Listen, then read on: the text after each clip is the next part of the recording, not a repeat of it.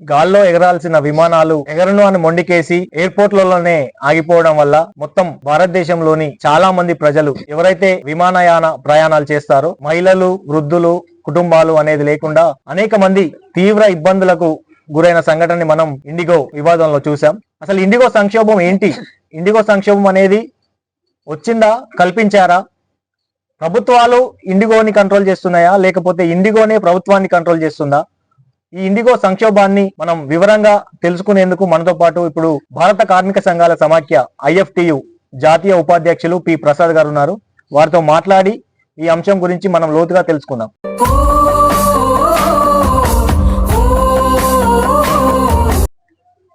చెప్పండి సార్, అసలు ఇండిగో వివాదం ఏంటి? ఈ సంక్షోభం ఇంత తీవ్ర స్థాయిలో దేశంలో రావడానికి, ఈ ప్రజలు ఇంత ఇబ్బందులు పడడానికి కారణాలు ఏంటి? అసలు ఇండిగో సంక్షోభం అనేది ఒక విడి సంఘటనగా, ఐసోలేట్ సంఘటనగా చూసేది కాదు.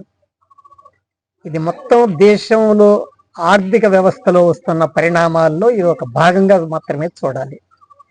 ఇవాళ అది ఇండిగో కావచ్చు, రేపు మరొకటి కావచ్చు. ఇవాళ ఏవియేషన్ సెక్టర్ కావచ్చు, రేపు మరో సెక్టర్ కావచ్చు. ఇవాళ సర్వీస్ సెక్టర్ కావచ్చు, రేపు ఇండస్ట్రియల్ సెక్టర్ కూడా రావచ్చు. ఇవి ఏవైనా కూడా ఇవాళ ప్రైవేటీకరణ ముదిరి అది ఉన్నత స్థాయికి చేరి, పరాకాష్ఠ దశకి చేరి కొత్త సంస్థలుగా ఏర్పడ్డ ఒక కొత్త దశ ఏర్పడింది. ఈ సంక్షోభం దానికి సూచికగా ఉంటది. ఎందుకంటే అసలు ప్రైవేటీకరణ అనే విషయంలోకే మనం వెళ్తే, దీనిలో లోతుల్లోకి వెళ్తే, ప్రైవేటైజేషన్, నేషనలైజేషన్ అనేది రెండు అపోజిట్ ధృవాలు. నేషనలైజేషన్ అంటే ప్రైవేటీ ఆస్తుల్ని ప్రభుత్వ పరం చేయడం, జాతీయ పరం చేయడం లేదా ప్రభుత్వ పరం చేయడం. ప్రభుత్వ పరమైనటువంటి ఆస్తుల్ని ప్రైవేట్ వ్యక్తులకు అప్పగించడాన్ని ప్రైవేటీకరణ అంటారు. వాస్తవానికి ఈ రెండు కూడా పెట్టుబడిదారీ వ్యవస్థలో దోపిడీ వ్యవస్థ యొక్క నాణ్యానికి రెండు బొమ్మ బొరుసు లాంటివి మాత్రమే. చాలా మంది జాతీయకరణ అంటే అదేదో సోషలిస్టు ఆస్తులుగా మారడం అని అనుకుంటారు. అది నిజం కాదు. సోషలైజేషన్ వేరు, నేషనలైజేషన్ వేరు. సోషలైజేషన్ అంటే సామాజికీకరణ చేయడం, ప్రజల పరం చేయడం, ప్రభుత్వ ఆస్తుల్ని ప్రజల పరం చేయడాన్ని సోషలైజేషన్ అంటారు. అది సోషలిస్ట్ ప్రభుత్వాల్లో, లెనిను, స్టాలిను, మావోలు అలాంటి వాళ్ళు ప్రభుత్వాల్లో ఒకవేళ అది జాతీయం చేయడం అంటే దాని అర్థం సోషలైజేషన్. సోషలైజేషన్ అంటే సమాజపరం చేయడం వాటిని.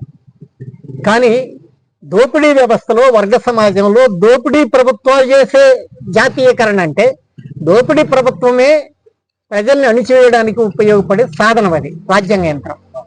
కనుక అవి చేసేది అది సమాజపరం కాదు, జాతీయపరం. అక్కడ జాతీయత అంటే ప్రభుత్వ పరం, ప్రభుత్వ పరాన్ని జాతీయకరణ అంటున్నారు అక్కడ. అంతే తప్ప అది ప్రజల పరం కాదు. నెహ్రూ ప్రభుత్వం ఒకవేళ జాతీయకరణ చేసింది అంటే అర్థం అది ప్రజల పరం చేయడం కాదు, సమాజ పరం చేయడం కాదు, సోషలైజేషన్ కాదు. నేషనలైజేషన్ అంటే ప్రభుత్వ పరం, ఆస్తుల్ని ప్రభుత్వ పరం చేయడం. అందుకని ఆ యొక్క నేషనలైజేషన్ అనేది 1956లో భారతదేశంలో ఒక నూతన పారిశ్రామిక విధాన తీర్మానం నెహ్రూ ప్రభుత్వం చేసింది. దానికంటే ముందు ఆవడిలో, తమిళనాడులో ఆవడిలో ఒక కాంగ్రెస్ జరిగి అందులో సోషలిస్ట్ ఆర్థిక వ్యవస్థ నెలకొల్పాలని నెహ్రూ ప్రభుత్వం నిర్ణయం తీసుకుంది. కాంగ్రెస్ ఆనాడు, కాంగ్రెస్ AICC. దాని ప్రకారంగా నూతన పారిశ్రామిక విధానం ఆ రోజున వచ్చింది 1956లో. దాని ప్రకారం ప్రైవేట్ ఆస్తుల్ని ప్రభుత్వ పరం చేస్తూ వచ్చింది. అదొక భాగం. మళ్ళీ 35 ఏళ్ల తర్వాత 1991లో తిరిగి ప్రైవేటైజేషన్ వచ్చింది. అంటే నిన్న జాతీయం చేసిన ఆస్తుల్ని తిరిగి మళ్ళీ ప్రైవేట్ చేయడం ప్రారంభించారు. అయితే అప్పుడు ప్రైవేటీకరణ చేసినటువంటి ఆస్తులు ఏవి కూడా ఆ రోజున కేంద్రీకృతమైన కొత్త సంస్థలకి చేయలే. కింది స్థాయి, చిన్న స్థాయి, రాష్ట్ర స్థాయి, ప్రాంతీయ స్థాయి పెట్టుబడిదారులకు కూడా ఇచ్చారు. ఉదాహరణకి చంద్రబాబు నాయుడు ప్రభుత్వం ఆల్విన్ని, ఏపీ స్కూటర్స్ లాంటి ఇలాంటి ప్రైవేటీకరణ చేశాడు. అప్పుడు అంబానీ, అదానీలకి, టాటా బిర్లాలకి ఇవ్వలేదు. ఇక్కడ స్థానికంగా రీజనల్ పార్టీలకి కొమ్ము కాసే ఆర్థిక పెట్టుబడిదారులు ఎవరు ఉన్నారో వాళ్ళకి వాటిని అమ్మేశాడు. ఉదాహరణకి రాజశేఖర్ రెడ్డి గంగవరం ప్రాజెక్ట్ ని ప్రైవేటైజ్ చేశాడు విశాఖపట్నం దగ్గర. అది ఎవరికి చేశాడు? అంబానీ, అదానీలకి చేయలే, ప్రైవేట్ పెట్టుబడిదారులే. కానీ రీజనల్ పెట్టుబడిదారులు వాళ్ళు, అంటే ప్రాంతీయ పార్టీలకు కూడా ఆర్థిక దన్నుగా ఉండే పెట్టుబడిదారులకి ఆ రోజున ప్రైవేటీకరణ చేసేవాళ్ళు. అదేవిధంగా నేషనల్ లెవెల్లో ఉన్న బుర్జువాలకు కూడా చేసేవాళ్ళు. అది ఆ దశ. కానీ అది పెరుగుతూ పెరుగుతూ వచ్చి మళ్ళీ 35 ఏళ్ళు గడిచింది ఇప్పటికే. ఇది వచ్చి కూడా అది 35 ఏళ్ళు. ఇది నేషనలైజేషన్ ప్రాసెస్ అంతా ఒక 37 ఏళ్ళు జరిగింది, 1956 నుంచి 90 వరకు. తిరిగి 91 నుంచి ఇప్పటి వరకు ఈ 35 సంవత్సరాలు తిరిగి ప్రైవేటైజేషన్ పెరుగుతూ వచ్చింది. తొండ ముదిరి ఓసర వెళ్ళి అవుతున్నట్టుగా ప్రకృతి సూత్రాల ప్రకారం తొండ ఓసర వెళ్ళి కాదు కానీ సామెత ఉదాహరణకి ఇవాళ ప్రైవేటీకరణ ముదిరి అది గుత్త సంస్థలకి దారితీసింది. అంటే ఇక లోకల్ లెవెల్ రీజనల్ పార్టీలకి సంబంధించిన పెట్టుబడిదారులను కూడా ఆల్విన్ని, ఏపీ స్కూటర్ని, గంగవరం ప్రాజెక్టులు ఎలా అయితే ఇచ్చారో రీజనల్ పార్టీలకి ఆర్థిక దన్నుగా ఉన్న పెట్టుబడిదారులకి వాళ్ళకి కూడా ఇక ఛాన్స్ లేదు. డైరెక్ట్ అంబానీ, అదానీలు. మోడీ ప్రభుత్వం వచ్చాక, కాంగ్రెస్ ఉన్నప్పుడు కూడా ఇది కొనసాగింది ఆఖరిలో కార్పొరేట్లని. ముఖ్యంగా మోడీ ప్రభుత్వం వచ్చాక ఈ 11.5 సంవత్సరాల్లో ఏరి కోరి అంబానీ, ఆదా లాంటి కొన్ని సంస్థలను మాత్రమే అన్నిటి కట్టబెడుతున్నారు, అప్పగిస్తున్నారు. అసలు ఆక్షన్ లేదు, లేకపోతే వేలం పాటలు లేవు, ఎటువంటి పారదర్శకత లేదు. అప్పచెప్పడమే, కట్టబెట్టమే. ఇవాళ రూపాయికి ఎకరం భూములు అప్పగించే పరిస్థితులు వచ్చినాయి వాళ్ళకి. అట్లా వచ్చిన ఈ ప్రైవేటీకరణలో గుత్త సంస్థల చేతుల్లోకి వచ్చినాయి. ప్రైవేటీకరణ ఒక భాగం అయితే, ప్రైవేటీకరణలో కార్పొరేటీకరణ ఒక భాగం. ప్రైవేటీకరణ వేరు, ప్రైవేటీకరణలో కార్పొరేటీకరణ వేరు.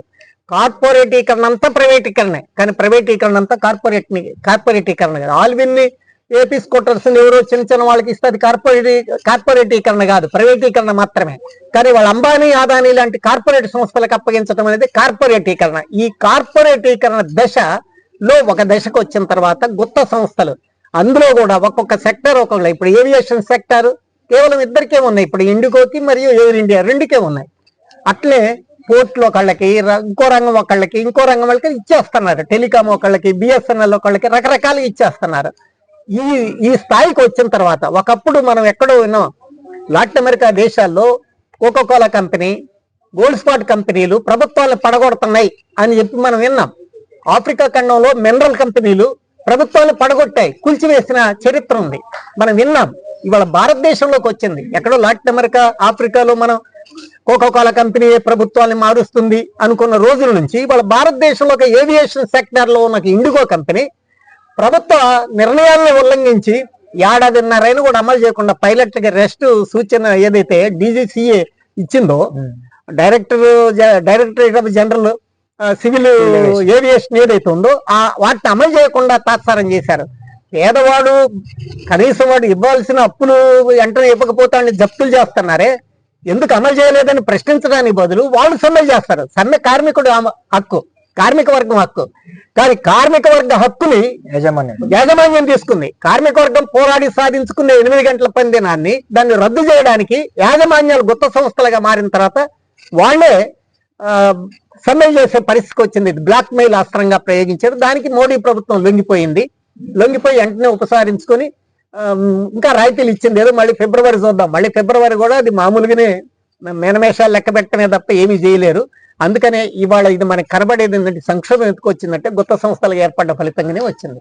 ఈ తరహా సంక్షోభాలు మన దేశంలో ఇక ముందు చూడబోతున్నామా? అంటే కేవలం ఈ ఏవియేషన్ లోనే కాదు, ఇతర రంగాలను కూడా పూర్తిగా ప్రైవేటైజేషన్ చేస్తున్న సందర్భాన్ని మనం చూస్తున్నాము. ఇలాంటి సంక్షోభాన్ని మనం ఇక ముందు చూడబోతున్నాము. చాలా ఎక్కువ సంఖ్యలో రేపు భవిష్యత్తులో జరగబోయేదే ఇది. ఇవాళ పోర్ట్లన్నీ కూడా కేవలం ఆదాని కిందికి వెళ్ళిపోయినాయి. అదేవిధంగా మొత్తం ఇవాళ ఆయిల్ సెక్టర్ అంతా కూడా, చమురు సెక్టర్ అంతా కూడా అంబానీ చేతుల్లోకి వెళ్ళిపోయినాయి. అదేవిధంగా అంబానీ చేతుల్లోకి మొత్తం మొబైల్ ఫోన్లన్నీ కూడా వెళ్ళిపోయినాయి. ఇట్లా ఒక్కొక్కళ్ళకి ఒక్కొక్క రంగం వెళ్ళిపోతుంది కదా. ఇది ఒక సూచిక, ఇది ఒక ప్రమాద గంటిక, ప్రమాద సూచిక, డేంజర్ బెల్ కొడుతుంది ఇవాళ. ఇప్పటి వరకు ఇంత స్థాయిలో వాస్తవానికి ఇప్పటికే కొన్ని సెక్టార్లో ఇటువంటి బ్లాక్ మెయిల్ చేశారు.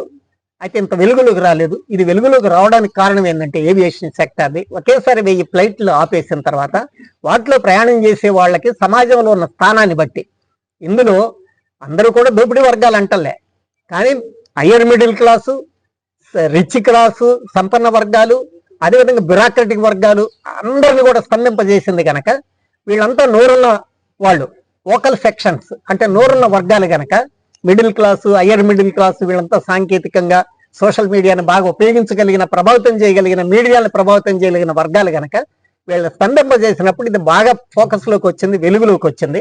కానీ అది మామూలు బస్సు ప్రయాణాలు రోజుల తరబడి వారాల తరబడి స్తంభించిపోతుంటే, ట్రాఫిక్లు స్తంభించిపోతుంటే, రోడ్లు ఆగిపోతే వాటికి రాని దీనికి వచ్చింది.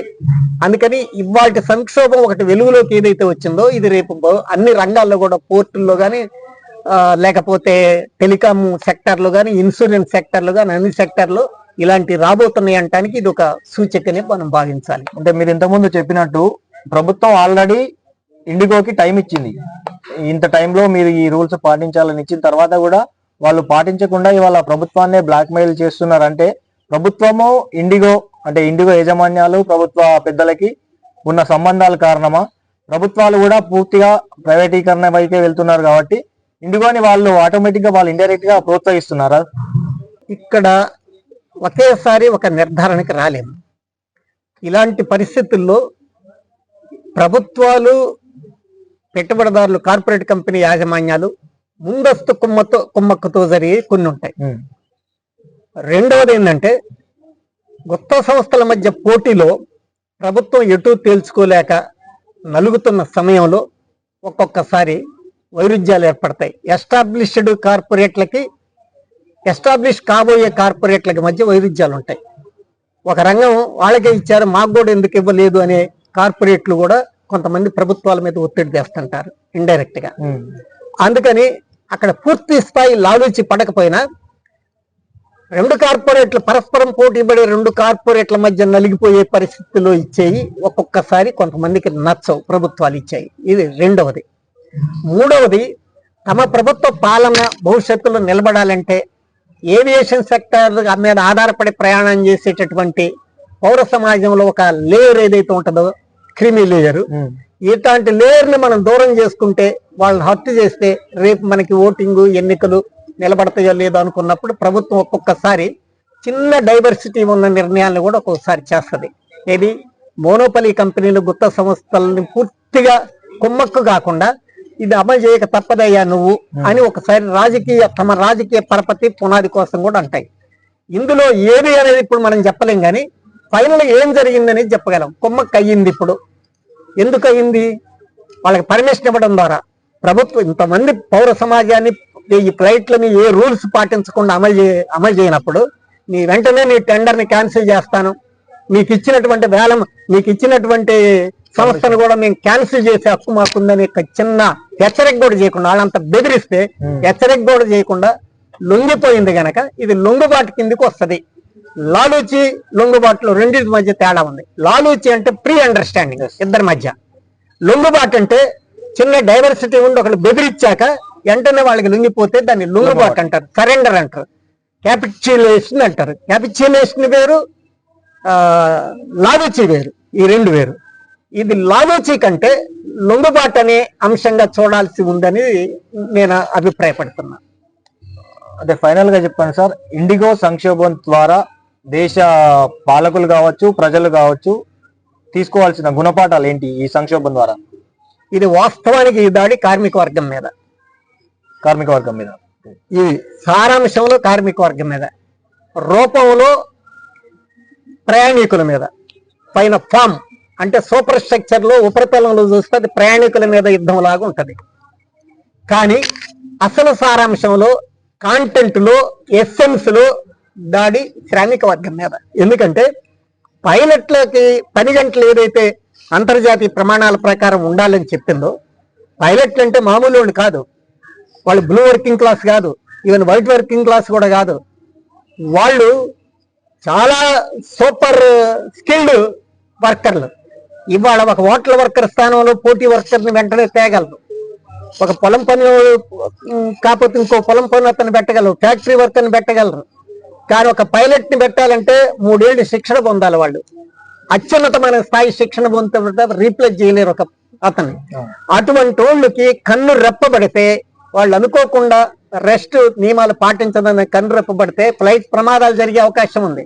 అది బస్సు ప్రమాదం కంటే 100 రెట్లు 1000 రెట్లు ప్రభావితం చేసేది సమాజంలో. అందుకనే అలాంటి వాళ్ళకి విశ్రాంతి అనేది తప్పనిసరిగా పాటించాలి. ప్రకృతిలో 24 గంటల పని 3 విభాగాలు చేసి ఒక 8 గంటల్ని శ్రమ కోసం, పని కోసం, ఒక 8 గంటలు కుటుంబాలతో వినోద జీవితం గడపడానికి, ఒక 8 గంటలు ప్రకృతి సిద్ధమైన నిద్ర కోసం అని చికాగో పోరాటం చాటి చెప్పిన నినాదం అది.